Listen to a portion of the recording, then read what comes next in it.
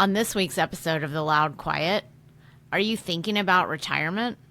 Hey guys, welcome back to another episode of The Loud Quiet. We have a great topic for y'all today. Many of us are probably thinking about or dreaming about retirement. We probably have some questions. When's the right time? How do I start? What do I expect? And what's great about that is today we've got Wendy Leggett here to answer those questions.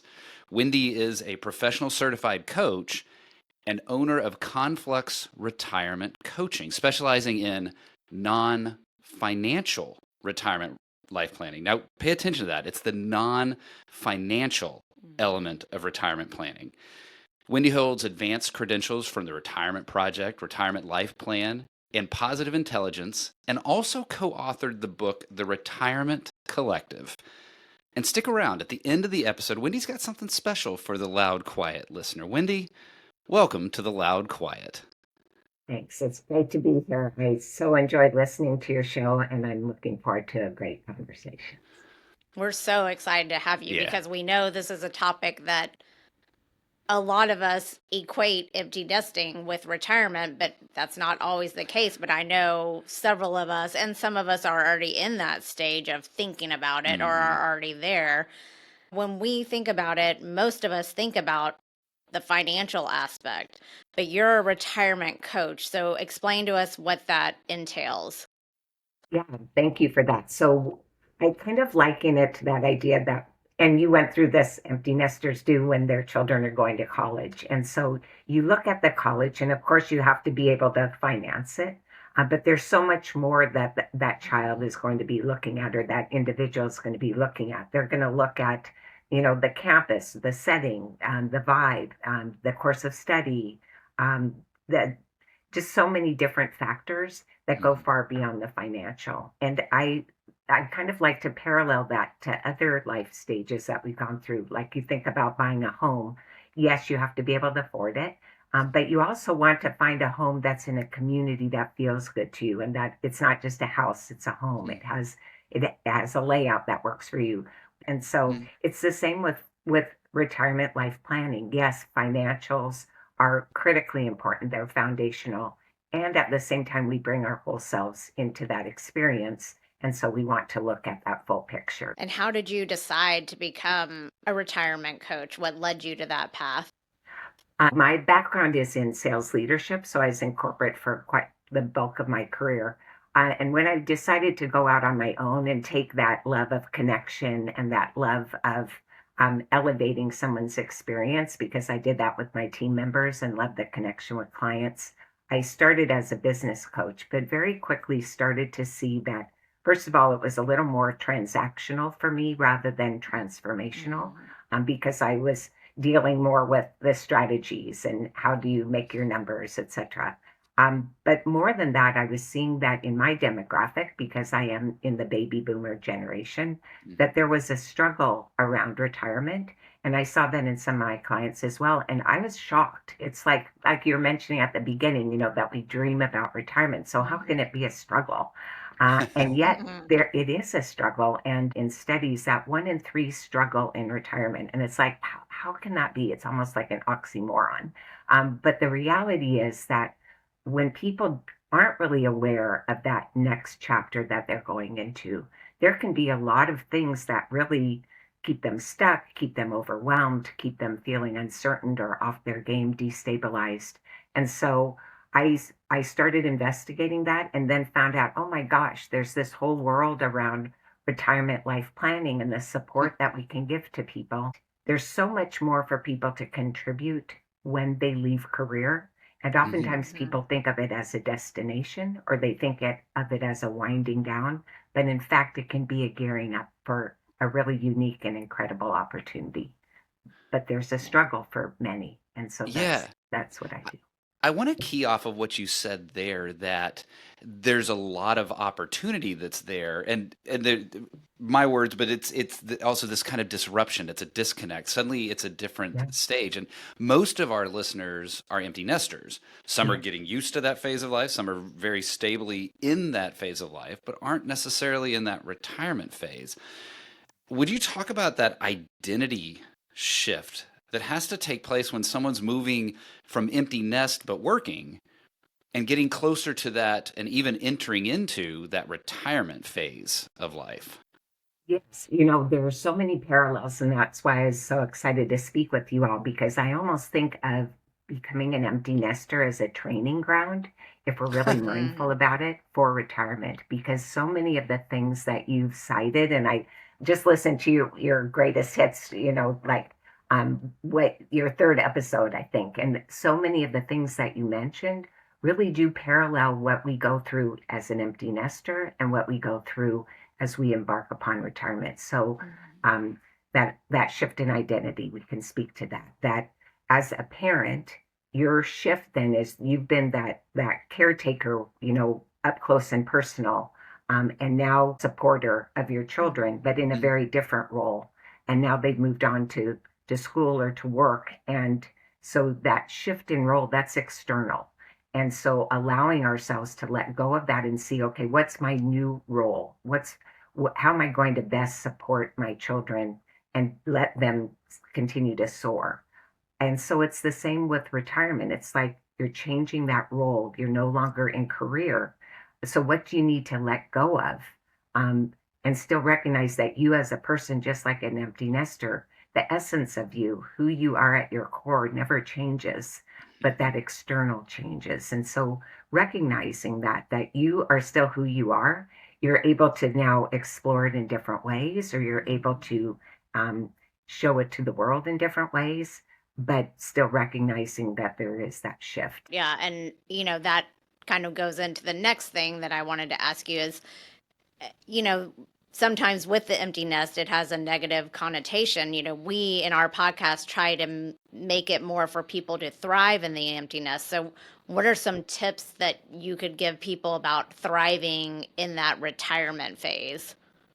Yes. Well, I think understanding that there can be a struggle and that you've shared that with your listeners as well, because that can be a rude awakening for some if they don't come in with that awareness. I had one client who was just despondent about the idea of retiring, which again, for so many people would be, what's going on? And I think that's how her family and friends felt because she was really, when she came to me, she said, I feel like a part of me is dying inside. I mean, it was that profound. And so just normalizing it for her to say, you're not alone. You're not that outlier. You didn't miss that day in school or they explained how to prepare for retirement.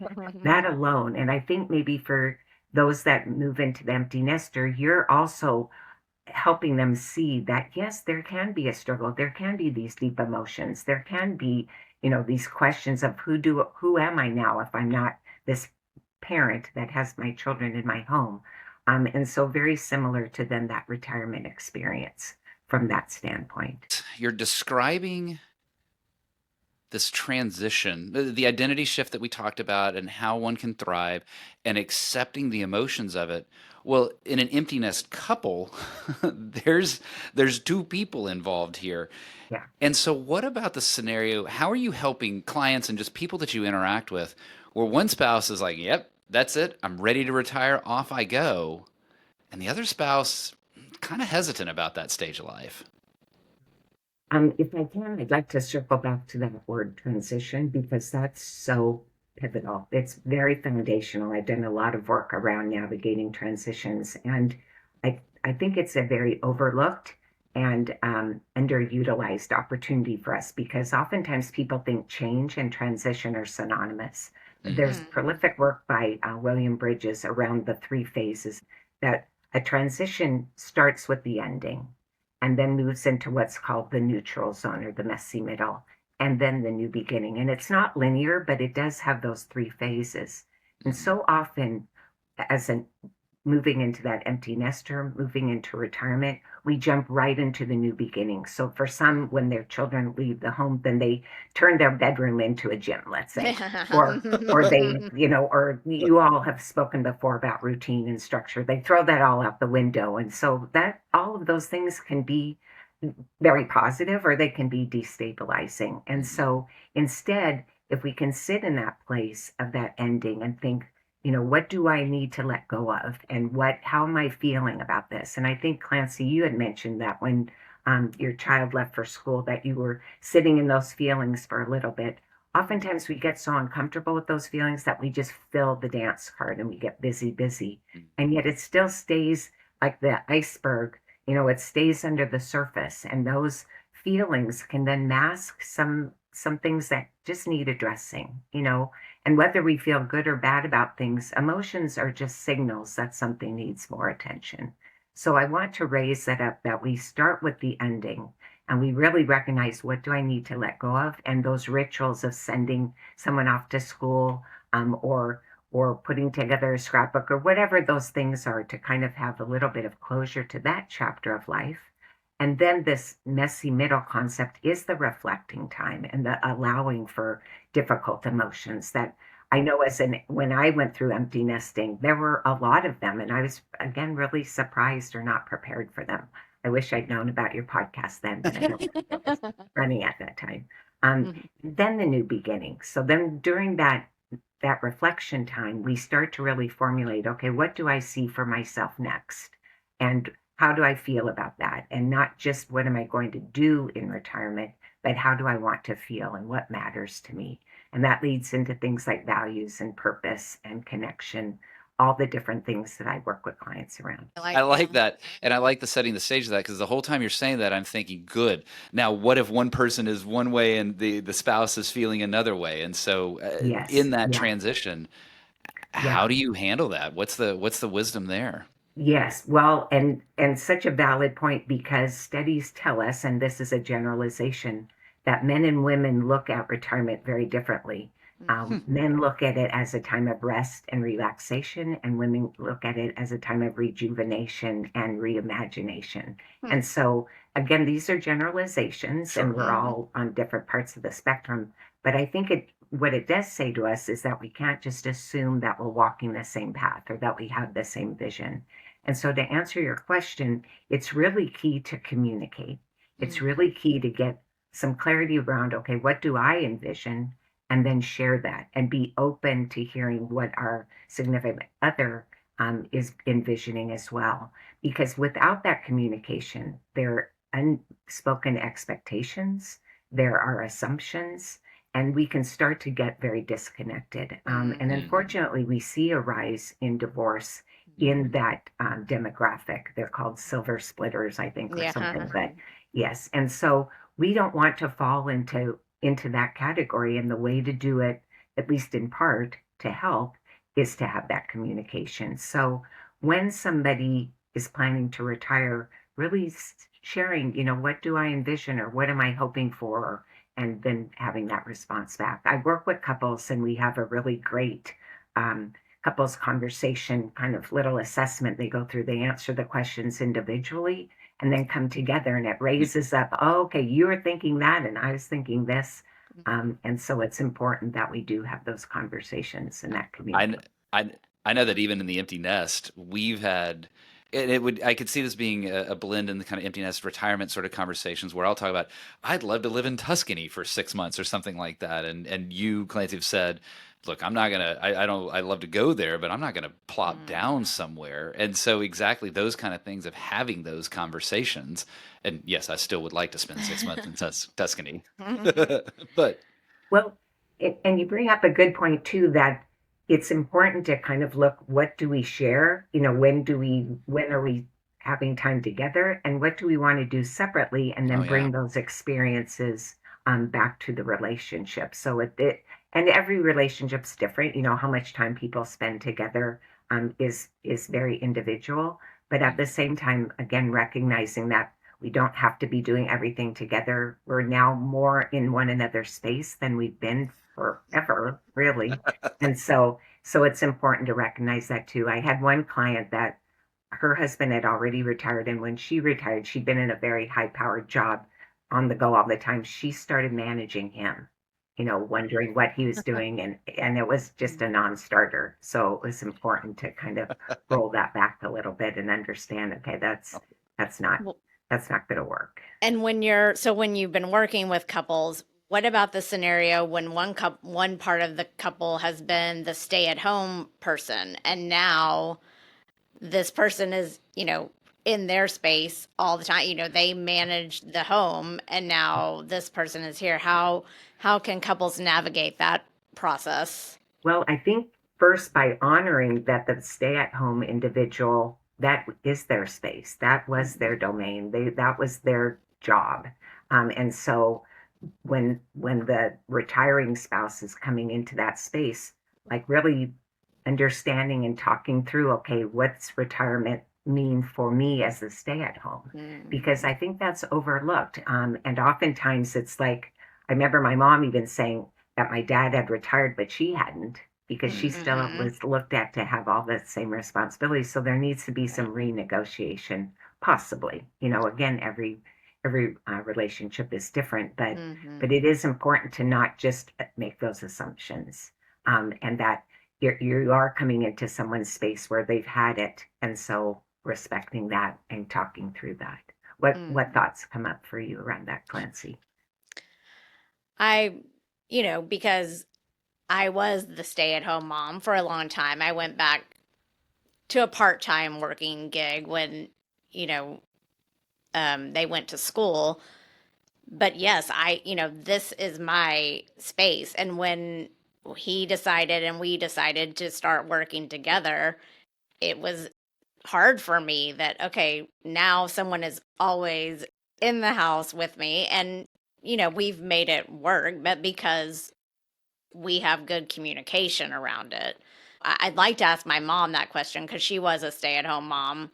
And so I'd like to ask her how it was when my dad retired, because my dad retired pretty young at 59. And so I'd like to ask her that question, how that transition was for her with him being back, and now they're 80. They've obviously made it work, but but that'd be interesting to go back and ask her how that was for her when he was there all the time in her space. Yeah. Well, and you bring up a good point too, is that we look at our parents, and that was a different time as well. And so traditionally, it may be that your mom was able to voice it, and then again, maybe it was that, hey, that's Right. just how it is, or anything in between. But what's come on the scene for us is this concept about raising up the emotions, or how we're feeling, or more equity potentially in a relationship. So many different things. And Right. so our parents' retirement and our retirement, we may have a lot of different expectations, or want more, or know that there's more, or view that, gosh, we have 20, 30 more years of life after retirement, which is a very different landscape than it was for some. And lovely to hear that your parents are doing well. And Wendy, I'd like to ask you almost the mirror image of that. And we're talking about, the person who's coming into the stay-at-home spouse's domain yes. and being sensitive to that and understanding that's their domain. What about kind of the mirror image of that, though, that the person that's coming in might feel like a stranger in their own home, and almost, how do you address Disrupting sort the of routine. well, but Yeah. exactly, they feel like they're the ones that are the disruptor, but they're like, but this is where I live. What about that spouse, the one that's coming into the stay at home? Yeah, I love that question. And what comes up for me is the idea of curiosity, and so again, not making assumptions, but just really kind of being that person to kind of watch, okay, this was the rhythm. This is how I stay at home individual run my office. And so, and then negotiating, that's kind of a harsh term, but communicating It's and true. talking about, okay, this is how it was. I've been doing these different chores.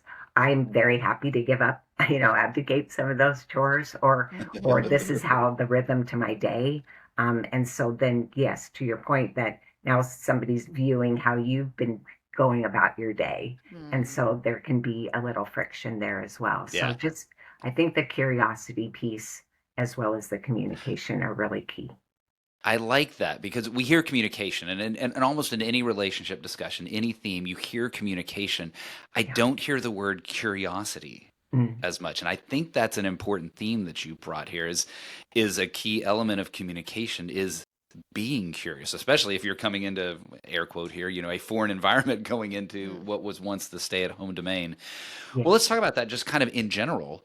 How does one know that they're ready to retire? I understand the financial component. We'll save that for the financial planners. But how does one know that this is the phase of life that I'm ready to transition into?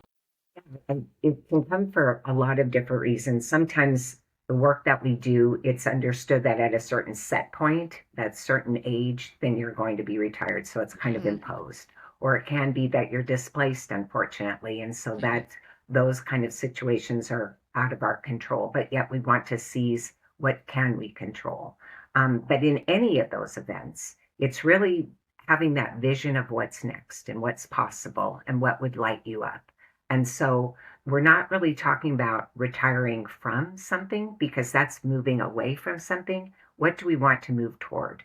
So, Hmm. what do we want to retire to, and what do we want to retire with? And I think so often people don't anticipate that by preparing and envisioning and thinking it through ahead of time, having a runway to retirement, that it makes that transition, that ending, and then moving into the new beginning, that messy middle piece, it makes it a lot smoother because we've already started to take those little steps. So it's not that one day you're in and the next day you're out. And so I think that I know that that's very beneficial Hmm. for people to really recognize what do I want to move into next? What have what has my work not given me the time or the bandwidth or the energy that I'd like to explore? But so often people don't retire even though they can financially afford to retire because they Hmm. don't have a vision. And so they hold Mm. on to what's comfortable for them, not recognizing that there are other piece parts of life that maybe are getting short shrift or other areas in their life that could enjoy an exploration. I didn't know a retirement coach was a thing Mm-mm. until we met you and started Right. talking with you.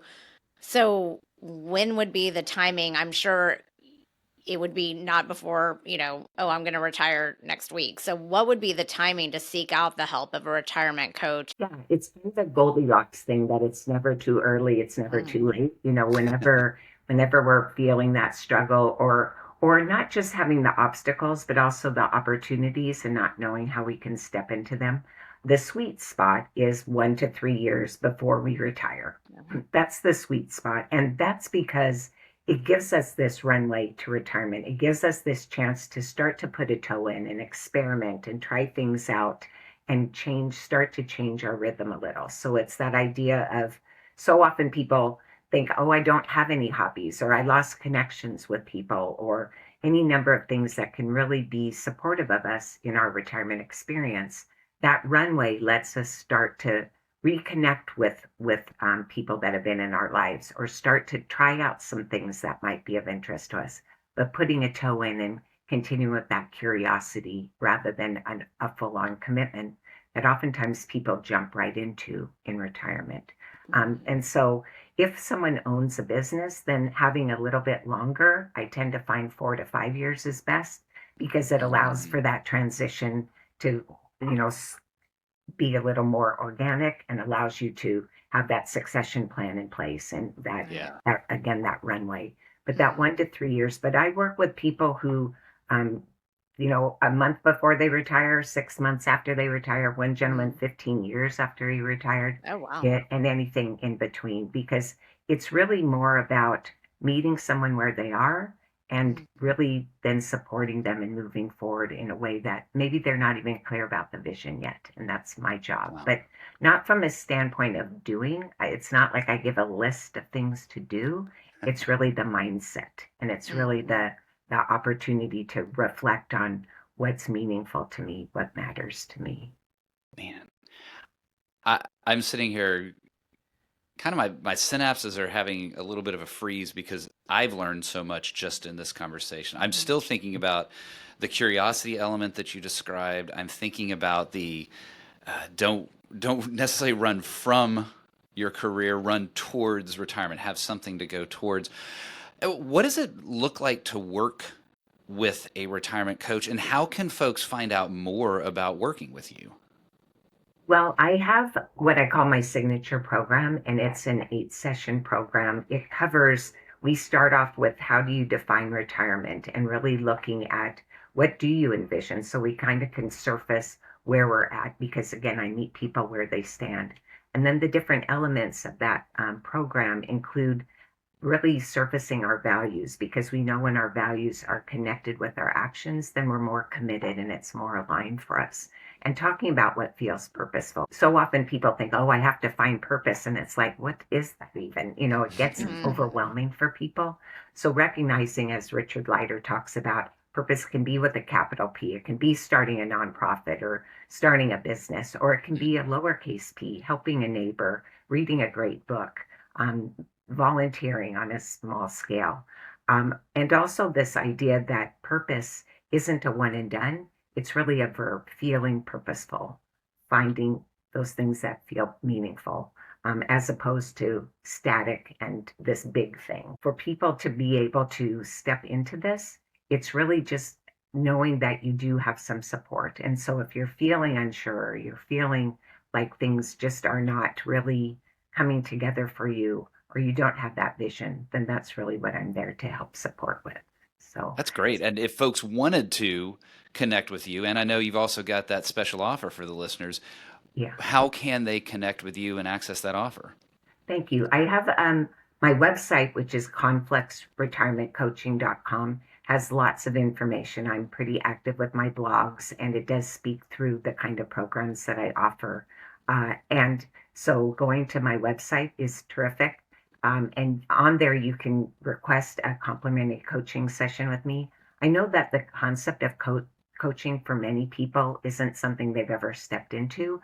And so having that chance to kind of test it out a little bit, I think is very beneficial. And people always, regardless if they choose to continue to work with me or not, they will find value in that call because that call is all about, what's the challenge for you right now, or what's that opportunity that you just need some support in getting to, or gosh, I'm just overwhelmed with the whole idea of retirement. So that's what that conversation is all about in that coaching session. I do also have a little workbook that I like to offer. It's called the No Regrets Retirement Workbook. And it really allows someone to step through this reflection that we've talked about and that vision of what do I think retirement's going to look like for me, and start to see what are the priorities and what are the obstacles and what does that day to day look like. Because we really do want to take advantage of this one wild and precious life, as Mary Oliver talks about. And in order to do that, we need to have a vision and a roadmap to get there. Mm. Well, Wendy, this has been great, and just thank you so much for being on here. I really appreciated how you equated retirement to your kids looking at a college. I would have never, and we've all been through that, and we've all been with them doing that. I really, really liked that comparison. We just want to thank you so much again for being on The Loud Quiet. And listeners, you can go and check out our website, theloudquiet.com. We will have Wendy's info, and our newsletter that coincides with Wendy's episode will have all the information that she has given to us and her links so that you can reach out and contact her. So thanks again for being on The Loud Quiet. Awesome. Thanks, everyone.